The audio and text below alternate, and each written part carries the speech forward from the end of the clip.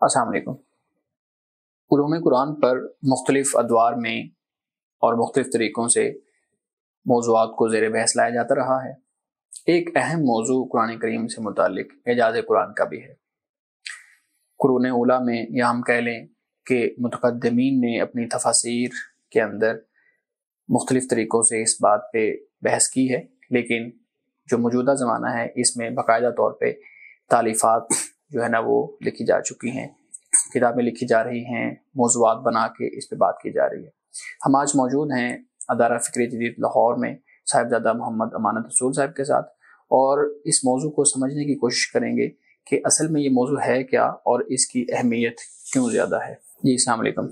وعلیکم السلام۔ میں نے آپ کے سامنے رکھا کہ اعجاز قرآن کا موضوع ابتدا میں مفسرین نے مختلف طرز پہ مختلف طریقہ کار سے اس پہ بات کی ہے، لیکن اب چونکہ اس پہ کتابیں لکھی جا رہی ہیں باقاعدہ طور پہ ایک مدون شکل میں علم ہمارے پاس موجود ہے۔ میں گزارش کروں گا کہ آپ بیان کیجئے گا ہمارے سامعین کے لیے کہ یہ اعجاز قرآن ہے کیا، قرآن کریم اس بارے میں کیا رہنمائی کرتا ہے۔ اچھا، جیسے جیسے علوم ترقی کر رہے ہیں اور سائنس آگے بڑھ رہی ہے تحقیق میں اور تفاحص میں، اور جو دریافت ہو رہی ہے سامنے ہمارے آ رہی ہیں جو دنیا میں دریافتیں، تو جیسے جیسے یہ سب کچھ آگے بڑھے گا اس کے ساتھ ساتھ جو قرآن کا دعویٰ ہے یا قرآن مجید ہے یہ زیادہ ایکسپلور ہوگا اور زیادہ سامنے آئے گا۔ یعنی قرآن پاک کی حقانیت اور قرآن پاک کی جو سچائی ہے وہ مزید دنیا پر واضح ہوگی۔ اعجاز القرآن در حقیقت آپ یوں سمجھ لیجئے کہ قرآن پاک کا دعویٰ ہے کہ یہ کتاب بے مثل ہے، یعنی اس کتاب جیسی کوئی کتاب نہیں ہے۔ قرآن پاک نے مختلف مقامات پر اس دعوے کو بیان بھی کیا، جیسے سورۃ البقرہ میں بھی ہے، اور یہاں تک کہ سورۃ بنی اسرائیل میں اللہ پاک نے واضح طور پہ کہا کہ بھئی جن و انس اگر یہ جمع ہو جائیں اوپر اس کے کہ اس جیسی کتاب لائیں تو وہ نہیں لا سکیں گے، خواہ یہ اپنے جو مددگار ہیں ان کو جمع کر لیں، اکٹھا کر لیں اور اس کی کوشش کر کے دیکھ لیں تو قرآن جیسی کتاب نہیں لا سکتے۔ تو یہ جو اعجاز لفظ ہے اصل میں معجزہ سے ہے یہ لفظ۔ تو قرآن پاک کا جو دعویٰ ہے اور جو قرآن پاک میں بیان کیا گیا، ایک تو پہلی بات بنیادی طور پر یہ ہو جاتی ہے کہ آج 1400 سال 1500 سال بیت چکے ہیں، تو قرآن پاک کا یہ کہنا کہ ایک سورت لے آؤ یا ایک آیت لے آؤ یا قرآن جیسی کتاب کا کہا، تو ابھی تک قرآن پاک کا یہ دعویٰ اور یہ اعلان ابھی تک قائم اور دائم ہے، اور انشاءاللہ قیامت تک قائم اور دائم رہے گا۔ ایک تو یہ بات ہوگی۔ دوسری بات یہ ہے کہ قرآن پاک کا اپنا جو اسلوب ہے اور جو انداز ہے وہ بھی ایسا ہے کہ اس کا بھی کوئی مقابلہ نہیں ہے۔ میں جب باہر تھا ڈنمارک میں، مجھے اب تک یاد ہے کہ بہت سے جو غیر مسلم ہوتے تھے وہ قرآن جیسی آیات بنانے کی کوشش کرنا، صورتیں بنانے کی کوشش کرنا، لیکن جو وہ بنا کر لاتے تھے اور نیٹ پر وہ چیزیں موجود ہوتی تھیں، یعنی غیر مسلم جو مختلف مذاہب سے اہل کتاب جو ہیں تعلق رکھتے ہیں، تو وہ قرآن پاک کے اس دعوے کو چیلنج کرتے اور پھر جو ہے وہ آیات لانے کی کوشش کرتے، لیکن جب وہ آیات یا وہ چیزیں انسان پڑھتا تھا اس وقت تو انسان کو ہنسی آتی تھی، کیونکہ اس میں بہت ہی سطحیت بات کے بیان میں، زبان جو ان سے ہوتی تھی وہ بھی بڑی ایک عامی زبان سے محلی ہم کہتے ہیں، وہ ایک لینگویج وہ استعمال کرتے تھے۔ قرآن پاک کی جب ہم بات کرتے ہیں نا، دو چیزیں سب سے اہم ہیں۔ ایک بات یہ ہے کہ الفاظ کا چناؤ، انتخاب الفاظ کا، اور دوسرے نمبر پہ جو اس میں بیان کیا جا رہا ہوتا ہے، جو منظر بیان کیا جا رہا ہے، وہ جنت کا ہے، وہ آخرت کا ہے، وہ دوزخ کا ہے، وہ انسانی زندگی سے متعلق ہے، کائنات سے متعلق ہے، آسمان سے متعلق ہے، فرشتوں سے متعلق ہے، وہ جو آپ تخیل اس کو کہہ لیجئے، وہ اتنا ریچ ہے کہ اس کا مقابلہ انسانی ذہن نہیں کر سکتا۔ تو قرآن پاک جب یہ بات کرتا ہے یا چیلنج کرتا ہے تو یہ نہیں ہوتا کہ صرف آپ ایک آیات جو سی ہیں، ایک آیت اٹھائیں اور پھر آپ اس جیسی بنا کر بالکل سطحی سی اور ایک عامی سی، اور کوئی تصور اس میں نہیں، کوئی خیال نہیں، اور کوئی چیز بیان نہیں کی جا رہی۔ نظر آ رہا ہے کہ یہ صرف سرکشی، مقابلے بازی اور ایک ٹکراؤ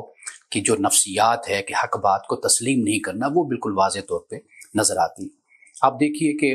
رسول اللہ صلی اللہ علیہ وسلم کے زمانے میں اب جو کفار تھے، عرب کا کلچر تھا، شاعری، چھوٹا سا بچہ بھی وہاں پر شاعری کرتا تھا. صحابہ کرام رضوان اللہ تعالی علیہ مجمعین میں سے اکثر شاعر تھے. آپ کو رسول اللہ صلی اللہ علیہ وسلم کی نعت اور اسلام کی تعریف اور یہ سب کچھ آپ کو حضرت ابو بکر صدیق کا بھی کلام ملتا ہے، حضرت عمر کا، حضرت عثمان کا، حضرت علی کا، حضرت ابو طالب کا، اور اس کے علاوہ دیگر صحابہ اور شخصیات جو ان سی ہیں ان کا کلام ملتا ہے. باقاعدہ کمپٹیشنز ہوتے ہیں باقاعدہ. اور بلکہ ایک صاحب نے تو شاعری ترک کر دی، ان کا قرآن اتر گیا. اب اس کے بعد شرم آتی ہے کہ ہم کیا اپنا کوئی کلام لکھیں. اب ولید بن مغیرہ نے یہ کہا نا کہ بھئی یہ قرآن پاک میں بہت زیادہ اثر ہے اس کے اندر، یہ ایسا کلام ہے کہ یہ غالب ہی رہے گا، یہ کبھی مغلوب نہیں ہوگا. صحیح. ولید بن مغیرہ کا کہ یہ الفاظ ہیں. تو قرآن پاک جس نے بھی پڑھا تو قرآن پاک سے اس نے اثر لیا. قرآن پاک میں اثر ہے، تاثیر ہے. اب دیکھیے نا قرآن پاک کہتا ہے وقال الذین کفروا لا تسمعوا لهذا القرآن والغوا فیہ لعلکم تغلبون، کہ قرآن پاک کو مت سنو، جب قرآن پڑھا جا رہا ہو تو شور شرابہ کرو، شور و غوغا کرو، ممکن ہے کہ تم اس طریقے سے غالب آ جاؤ. تو یہ جو ہتھ کنڈے، اوچھے ہتھ کنڈے کب استعمال کیے جاتے ہیں؟ تب استعمال کیے جاتے ہیں کہ جب سامنے واقعی کوئی ایسی بات، کوئی ایسی چیز موجود ہو کہ جس کو انسان عقلی بنیاد پر یا دلیل کے ساتھ جس کو انسان رد نہ کر سکے، تو پھر انسان اوچھے ہتھ کنڈوں پر اتر آتا ہے. یہ بیان کیجئے گا کہ یہ اعجاز قرآن کا جو موضوع ہے باقاعدہ طور پہ،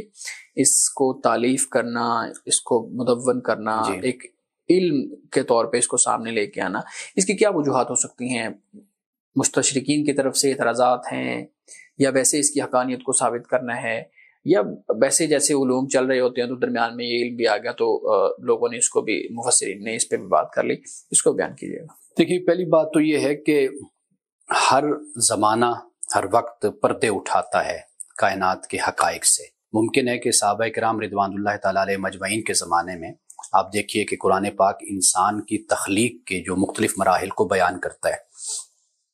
صحابہ کے لیے تو وہ ایمان بالغیب ہی تھا نا. بالکل صحیح. کہ ماں کے پیٹ میں کس طریقے سے انسان پرورش پاتا ہے، 9 مہینے گزرتے ہیں، پھر وہ باہر آتا ہے. اب وہ جو قرآن پاک نے پردوں کی بات کی اور مراحل کی بات قرآن پاک نے کی ہے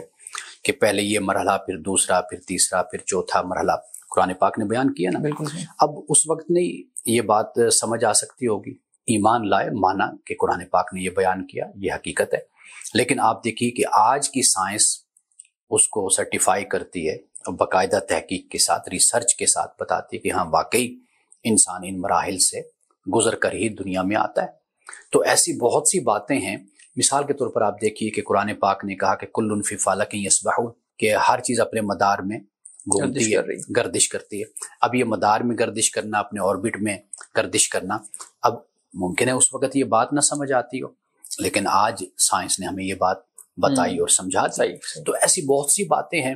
کہ ایک وقت تھا کہ جب صرف کلامی ابحاث ہوتی تھیں اور کلامی بحثیں ہوتی تھیں، لیکن پھر ایک وقت آیا کہ اب سائنٹیفکلی بھی باتوں کو پروف کیا گیا اور بتایا گیا، بیان کیا گیا. تو اپنے وقت کے علماء نے اس پر کام کیا اور یہ دکھایا کہ قرآن پاک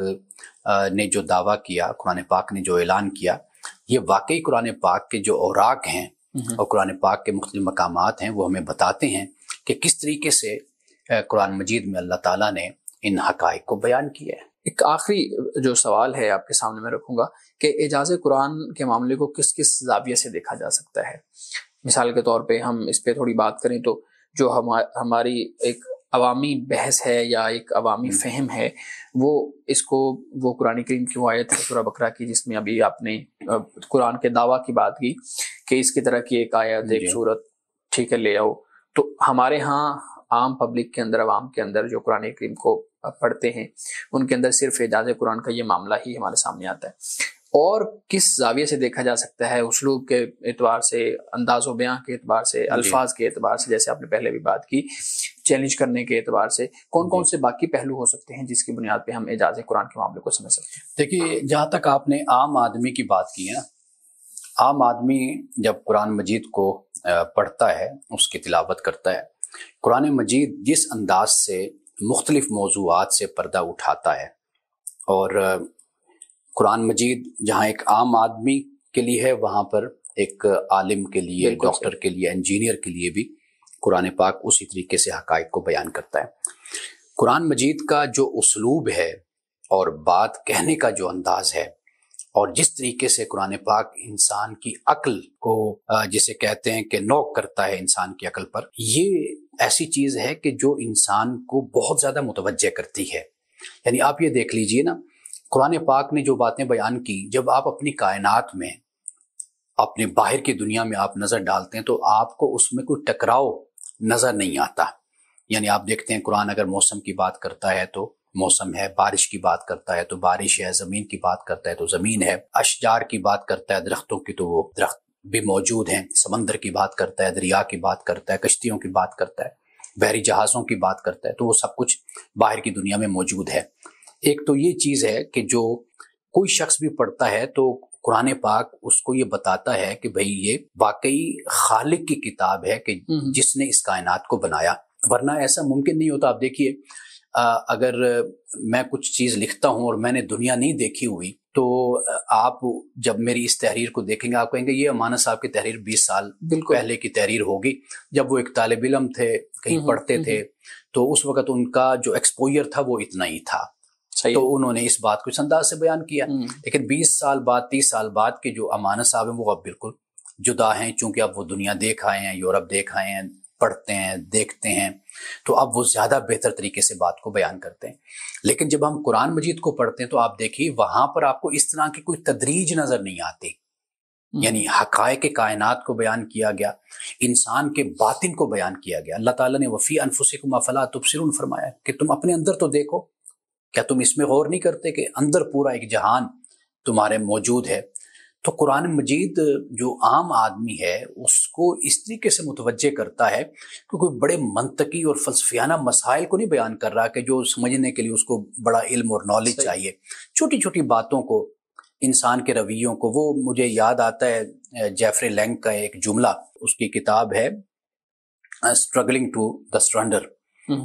اور اس کا اردو ترجمہ بھی موجود ہے۔ جیفری لینگ امریکن ایک اسکالر ہیں، وہ کہتے ہیں کہ میں رات کو قرآن مجید پر اعتراضات کر کے نا، آیات پہ اور کٹھے کر کے اعتراضات رکھ لیتا تھا رات کو، اور صبح پھر قرآن کھولتا تھا۔ تو کہتے ہیں میں حیران رہ جاتا کہ جس ترتیب سے میں نے رات کو اعتراضات لکھے ہوتے تھے اسی ترتیب سے قرآن پاک میرے اعتراضات کے جواب دے رہا ہوتا تھا۔ وہ کہتے ہیں کہ مجھے ایسے لگتا تھا کہ میں اپنے بارے میں اتنا نہیں جانتا جتنا یہ کتاب والا مجھے جانتا ہے، اور آخر وقت یہ آیا کہ اس کتاب نے مجھے کارنر میں لگا دیا، میرے پاس اب اس کے علاوہ کوئی اور راستہ نہیں تھا کہ میں اسلام قبول کر لوں۔ تو یہ جو چیز ہے نا قرآن پاک میں، کہ قرآن پاک کوئی بڑے بڑے مسائل نہیں بیان کر رہا، یہ وہ چیزیں آپ کے مشاہدے کی ہیں، آپ کی سماعت کی ہیں، آپ کی فیلنگز کی ہیں، آپ کے جذبات اور احساسات کی ہیں، وہ آپ کے آس پاس سب کچھ نظر آتا ہے۔ اس لیے قرآن پاک جب کوئی شخص بغیر تعصب کے، یہ شرط ہے، یعنی غیر جانبدار ہو کر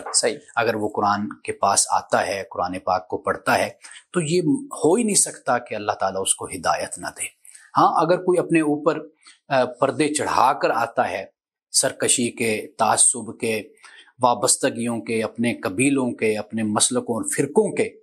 وہ ایک علیحدہ بات ہے۔ لیکن جو کوئی